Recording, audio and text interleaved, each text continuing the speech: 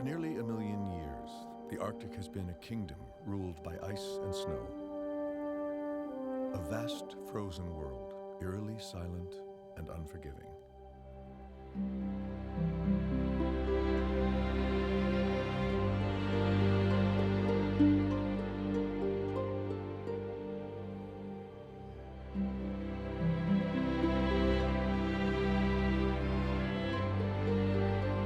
To survive here, every living thing must be supremely adapted to this icy realm.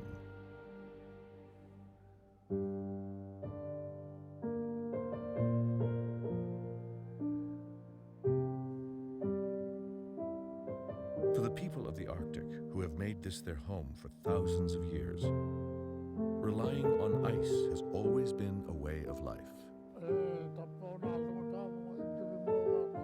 The Inuit have a special relationship with ice shared by few others in the world. Being able to read the snow and ice conditions can mean the difference between life and death. My friend Ikok Angutikjuak can tell you if there is open water 10 miles away, just by looking at the reflection the ice makes in the clouds. He's one of the last of his generation with the knowledge to forecast the weather. Ilkok was born in a sealskin tent and spent most of his life living off the land.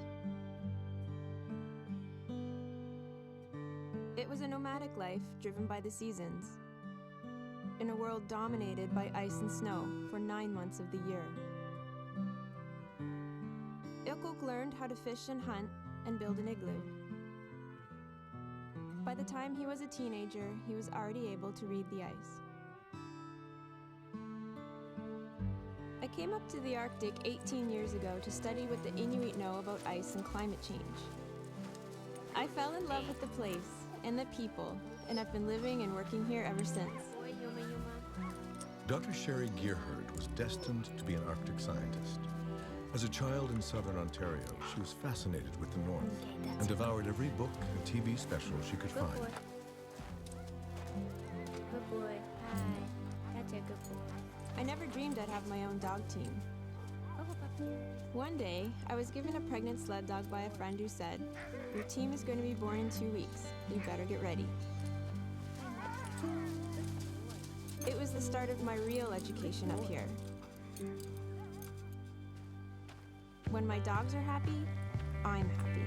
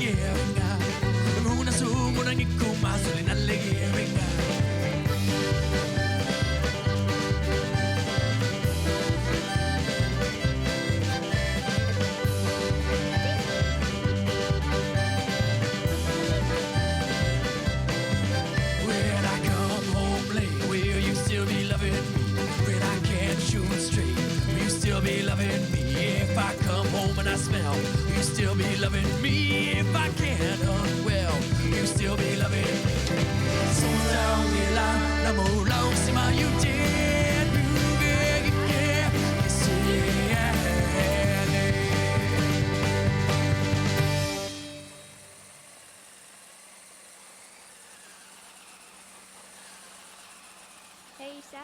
Hey, Doctor.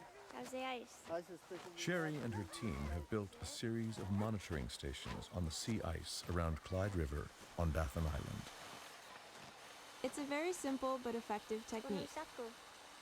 Ilkok drills holes for the wires that are frozen into the sea ice.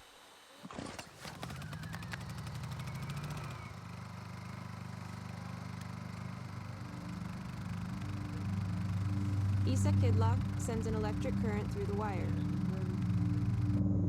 The heated wire melts the ice around it. He pulls it up until the bolt hits the bottom of the ice. That tells us exactly how thick it is.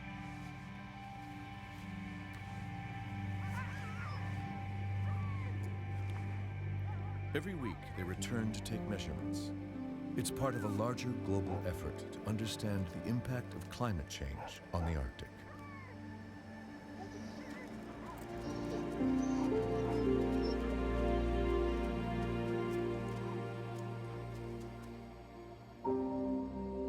The Arctic includes 8 countries and over 5 million square miles, most of it ocean. The ice around the North Pole has built up over thousands of years and remains frozen year-round.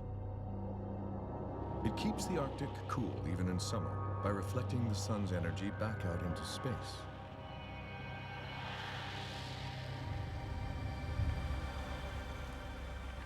In more southern areas like the coast of Baffin Island, the ocean freezes over again every winter.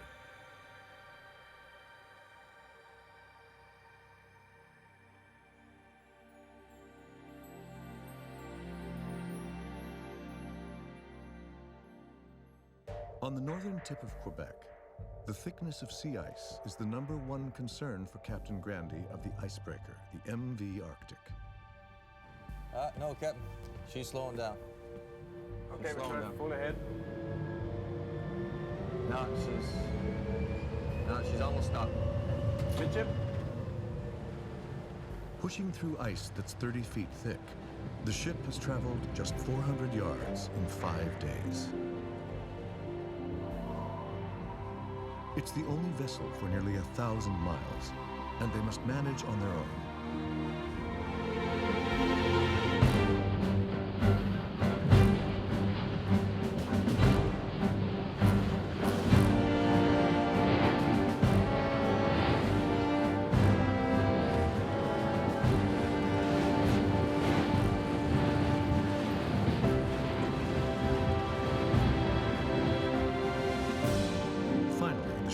Through into thinner ice.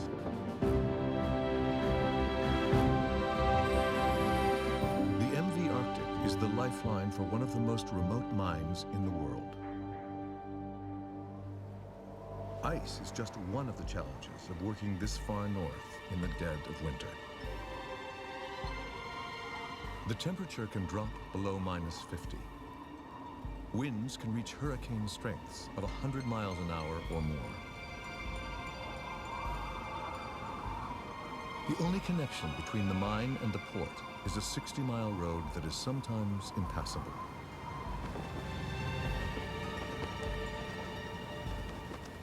Nothing is easy in the kingdom of ice.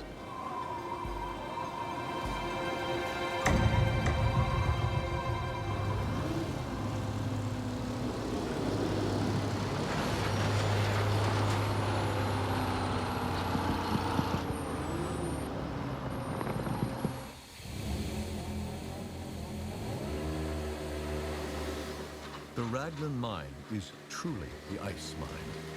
The permafrost here is 1,900 feet deep. The mine has one of the richest deposits of nickel in the world.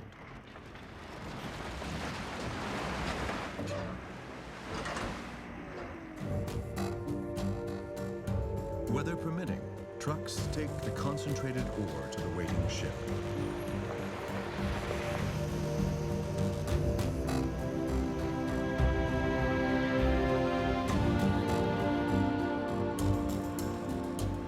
Back to Quebec City can take up to 2 weeks or more, depending on the ice conditions.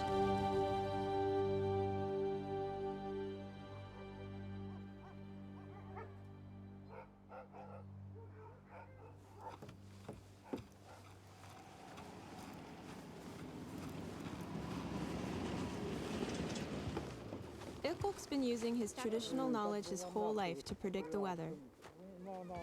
Now we're working together to set up weather stations, combining his skills with the tools of science. Today we're going to one of our most remote stations, and he says we better get moving. When it comes to weather, I put my trust in Ilkok.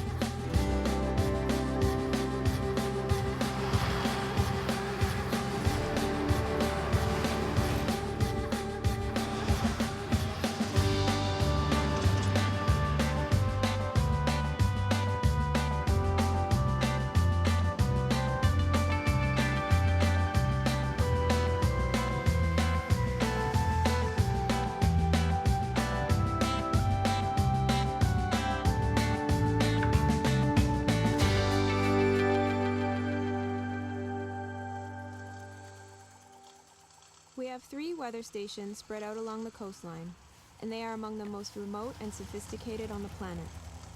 The data are uploaded by satellite to a website that people in Clyde River can check before they head out on the land. The anemometer survived another year. Weather in the Arctic can change quickly. Elders like Ikok have noticed that lately it's become more unpredictable, which makes traveling on the ice even more dangerous. Glenn, that raven got in here again this year. Yeah, they can be pretty bad. Yeah. We get all kinds of visitors. Last year, a polar bear tried to eat our barometer. It looks good. Goes on. As well as Ilkuk and Isa, the research team includes Kelly Elder from the U.S. Forest Service and Glenn Liston from Colorado State University. The instruments are solar-powered. After months of darkness, the return of the sun is good news for the weather station. It's also of vital importance to the entire Arctic ecosystem.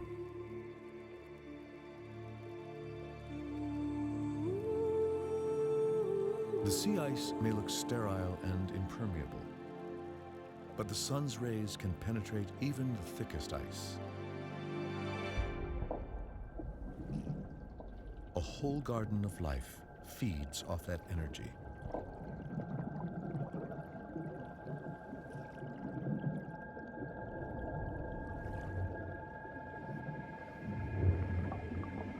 Growing on the underside of the ice, microscopic algae are the foundation of the entire Arctic food chain.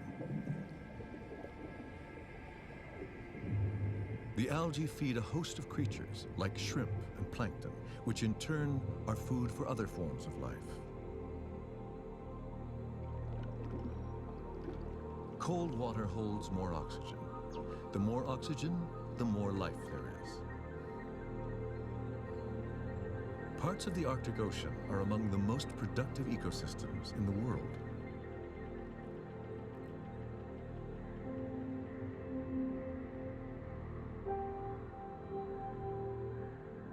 Many of the plants and animals that live here are found nowhere else on Earth.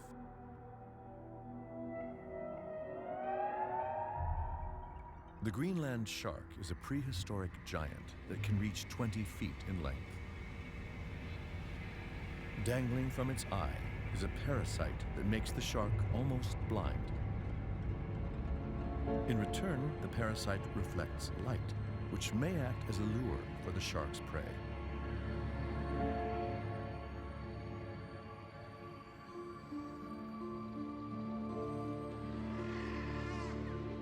One of the strangest wonders of the Arctic is the narwhal. This mysterious creature has been called the unicorn of the sea because of its tusk, which is actually an elongated tooth that can reach 10 feet in length. Usually only the males have a tusk, which may be used for dominance displays during the breeding season. Narwhals are true ice whales, living out their entire lives in cold Arctic waters.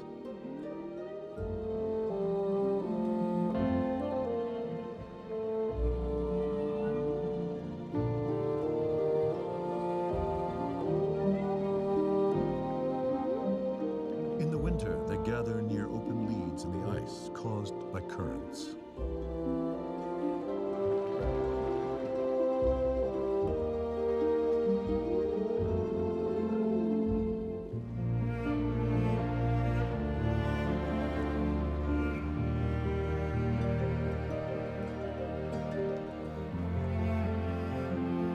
The curious beluga is the most abundant whale in the Arctic, traveling in pods that can number in the hundreds.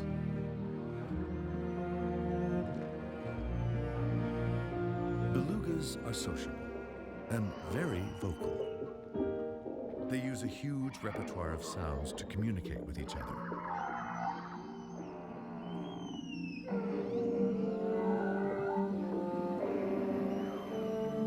The beluga is highly adapted to these frigid waters. Nearly half their body weight is made up of blubber, but perfect Arctic insulator.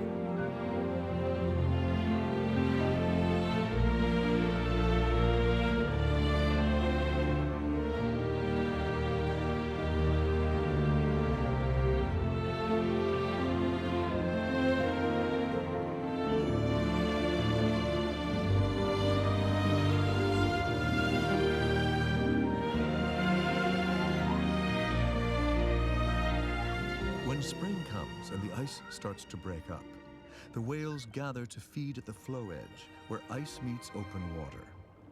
Here, currents bring cooler, nutrient-rich water up to the surface.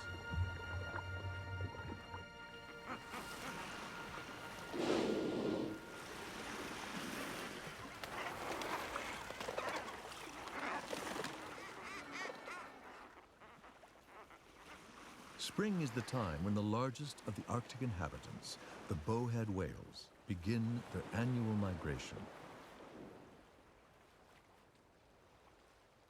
They travel thousands of miles, congregating in Cumberland Sound at the south end of Baffin Island.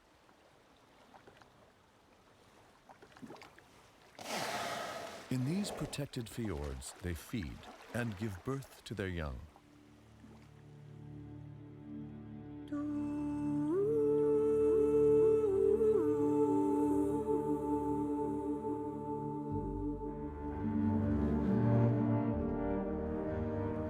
The bowhead is the king of the ice whales.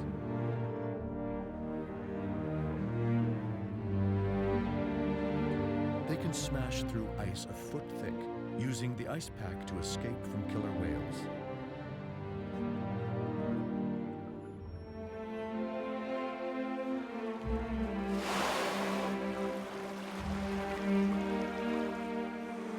They can reach 60 feet in length and weigh 100 tons.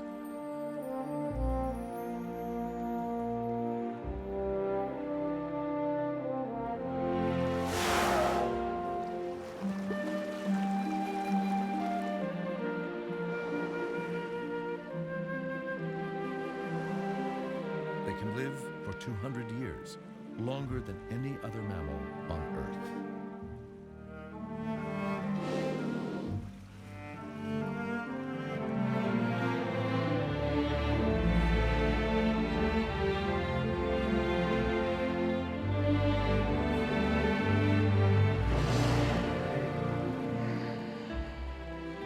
Huge whales dine on microscopic creatures, devouring millions of shrimp and plankton. They have giant filters, 600 baleen plates, each over 10 feet long, inside the largest mouth in the animal kingdom.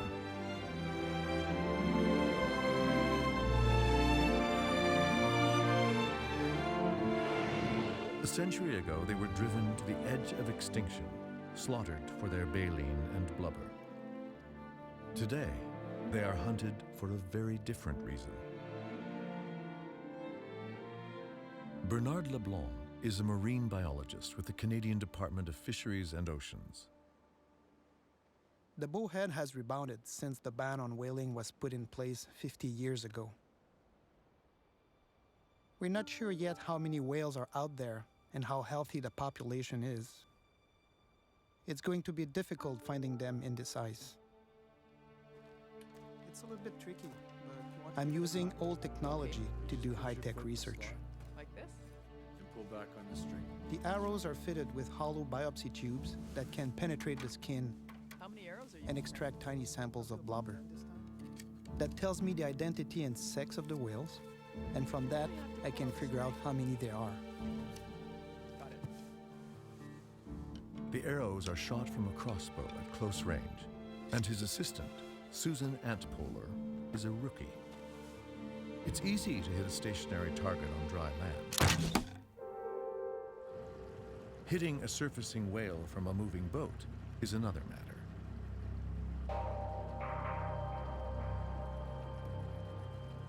We travel in teams because being in wooden boats in icy water near such big and unpredictable animals can be very dangerous.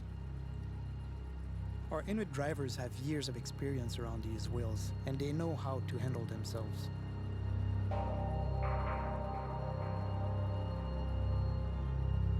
The best chance we have is to hope that the water stays calm, allowing us to spot the blows that signal a surfacing whale.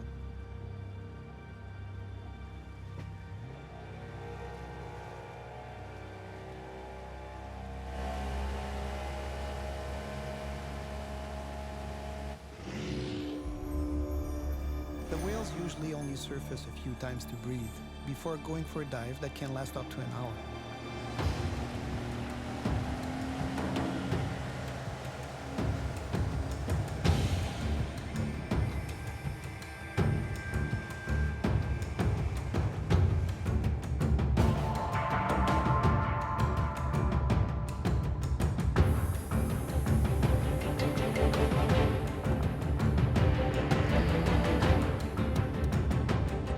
The first shot goes to Bernard. He gets close, but the whale dives before he's within crossbow range.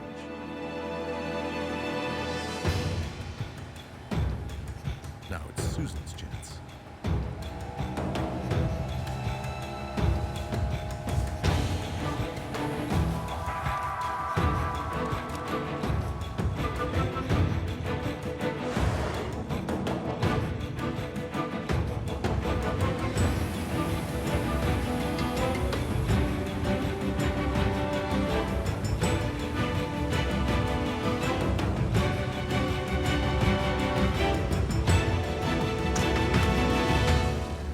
First arrow misses. She may only get one more shot before the whale goes into a deep dive.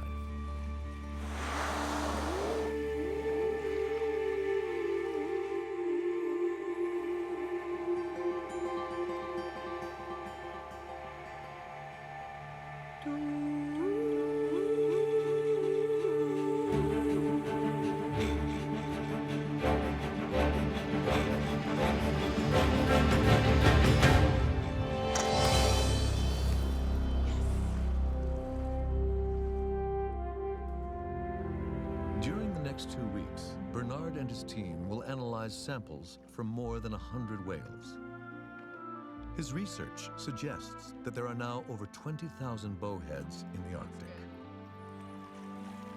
All in all, it's a remarkable comeback story for the king of the ice whales.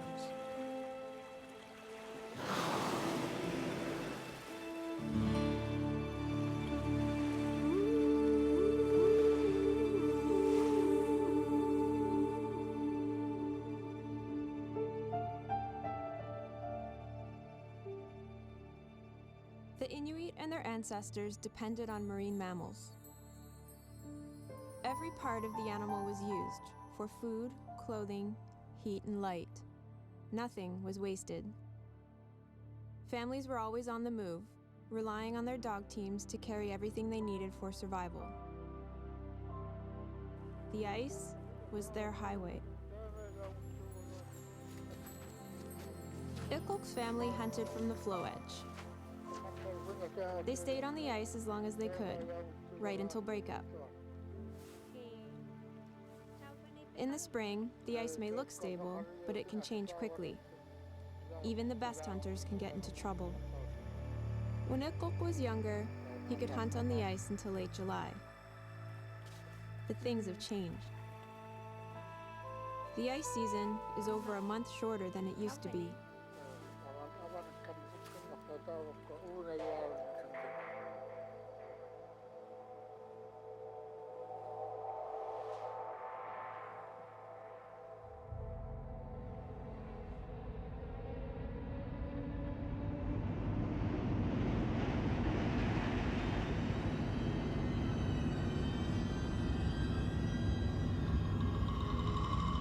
As the spring ice surrenders to the summer's sun, an ancient migration begins. Looking out towards Greenland, these cliffs on the east coast of Baffin Island are called the minarets. They're home to one of the largest colonies of thick-billed murres in the world. Hundreds of thousands of them gather together, their arrival timed over millennia to coincide with breakup.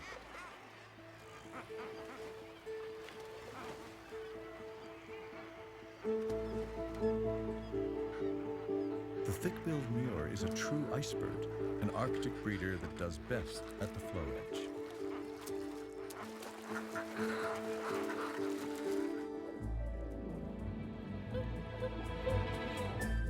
Their preferred food is Arctic cod, which hide in cracks beneath the ice.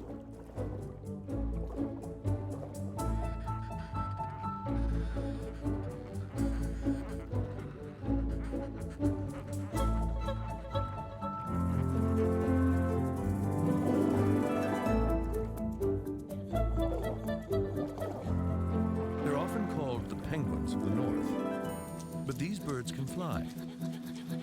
Sort of.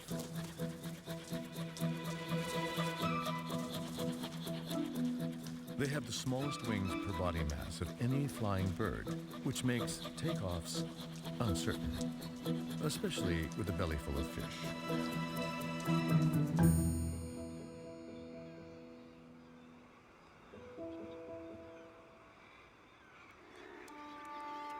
Mures raise only one chick per season, both parents working shifts to keep the chick alive.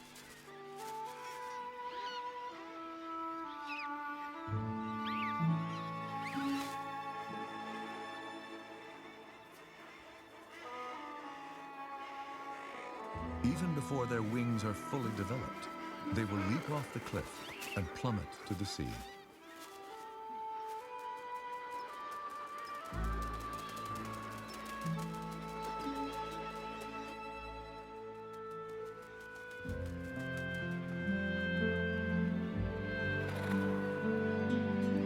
The Arctic summer is short. By the time the birds hit the water, it won't be long before the whole colony departs to their wintering grounds further south.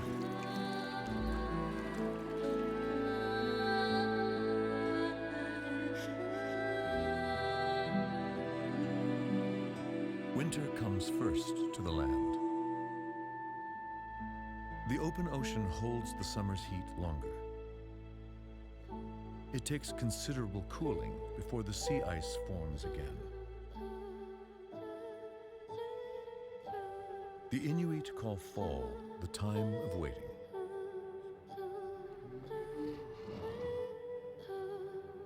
Fall is the time of waiting for other Arctic residents as well.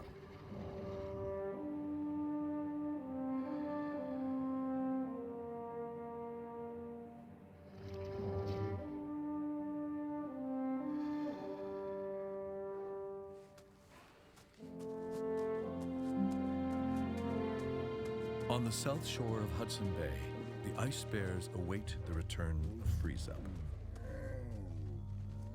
90% of their diet is seal meat, caught on the sea ice, and it's been 4 months since their last meal.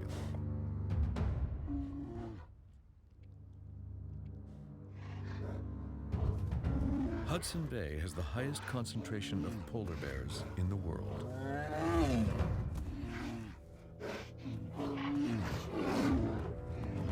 The males compete for dominance in sparring matches that can last on and off for days.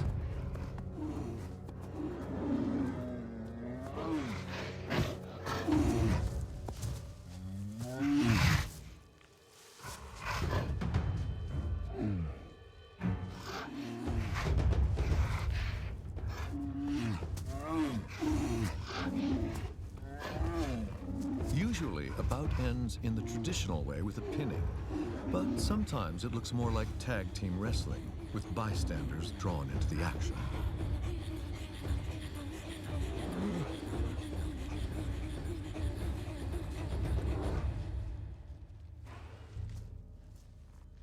With the ice and their next seals still weeks away, the temptation to search for other food becomes overwhelming.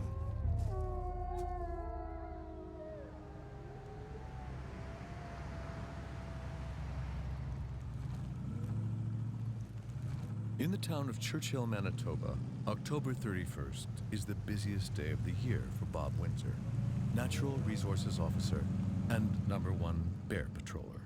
10-4, I'm on my way. I wonder if that's the same bear as I saw yesterday. Can you let the residents of the area know? Bob's task tonight is to see that Halloween goes off without a hitch. Chopper pilot know that too. No mean feat in an area that has almost as many bears as people.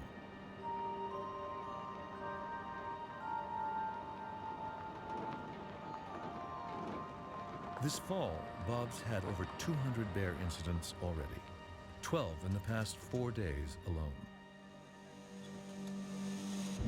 One of them even left its calling card in the form of a large dent on the hood of Bob's truck.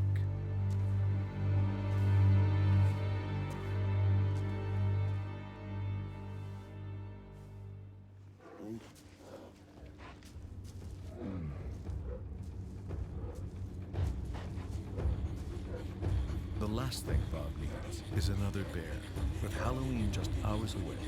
So he calls in reinforcements.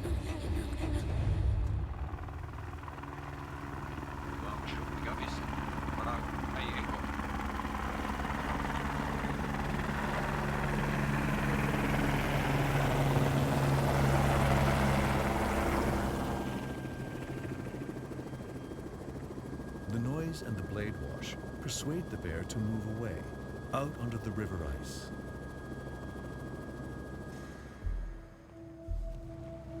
As the witching hour approaches, lookouts are posted around the town's perimeter. Where are you gonna go next? Just up the street.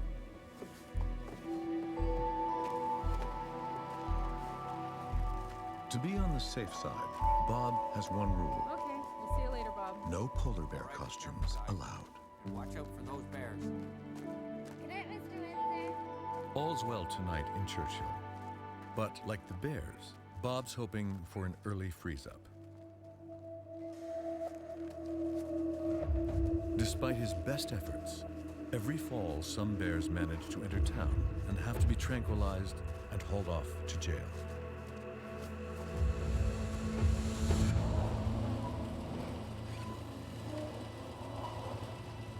The polar bear holding facility has had up to 28 inmates at one time.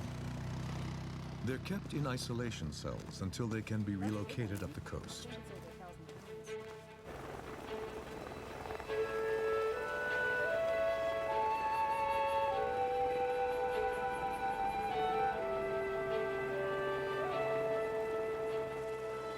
The ice season has been getting shorter and shorter in Churchill, and the bears have lost close to a month of seal hunting. A disturbing trend for a bear whose survival depends on ice. We should put her down around here somewhere. Yeah, this will work, Dave.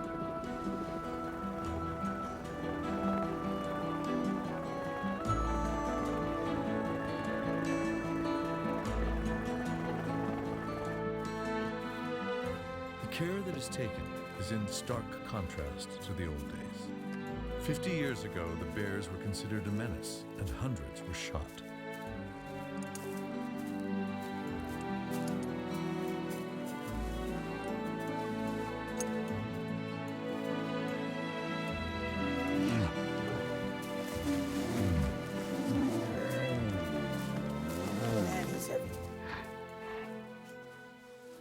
After an hour, the tranquilizer is wearing off. Okay, And that Bob should do it. knows he has only a few minutes of safety left.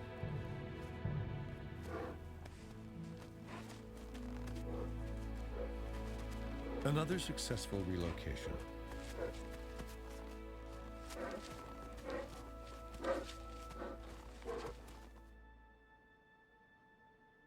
The polar bear has always been the symbol of the Arctic.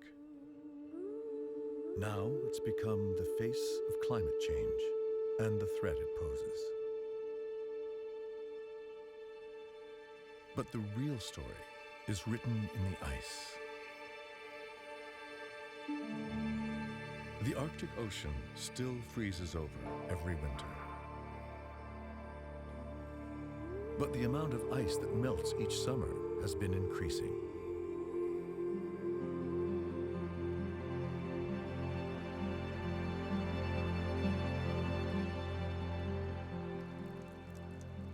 In the past 50 years, the Arctic has warmed by nearly 4 degrees Fahrenheit, a rate 3 times higher than the global average.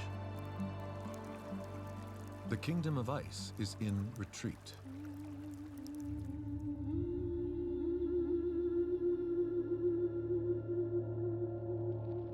Since the 1980s, the amount of sea ice that remains frozen year-round has shrunk by nearly 70%. If current trends continue, the entire Arctic Ocean could one day be ice-free in summer.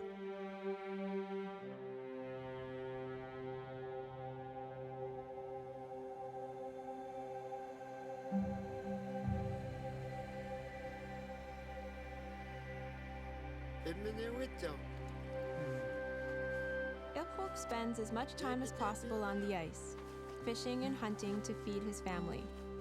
This is where he's happiest.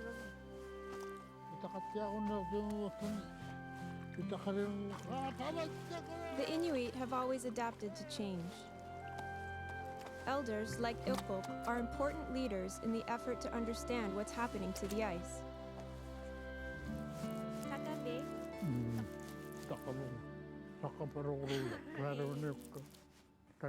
When I first came up here, I saw ice as just ice. Frozen ocean. Being with Ilkok and his family, I've learned that ice is much more than that. It's where people find food. It's where they get together. Ice inspires songs and stories. It has sounds, tastes, smells, and textures. Ice is not just ice. Here, it's a whole way of life.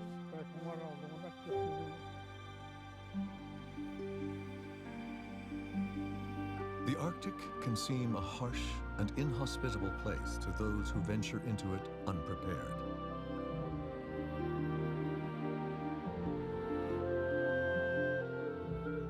It remains one of the planet's last wild frontiers, a timeless world of wonders, sculpted and preserved by ice.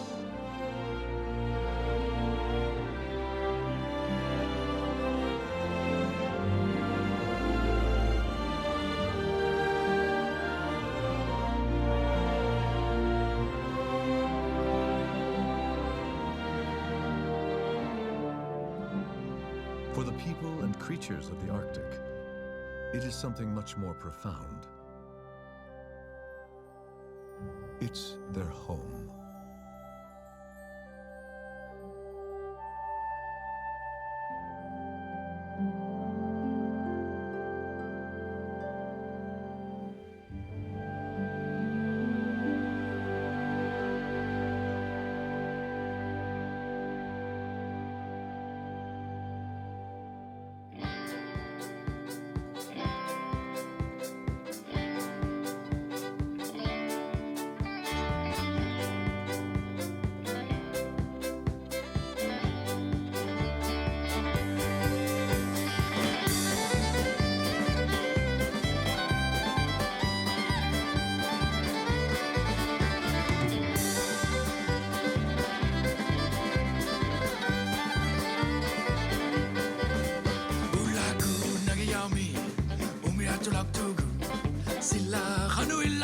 Sila diavolok tu, ima hanui laupa, ukso alok tu, amalu sulok pita, nati siulok tu, mama tu, nati minit uyu, mama tu, nati minit uyu, mama tu, nati minit uyu, mama tu, mama tu.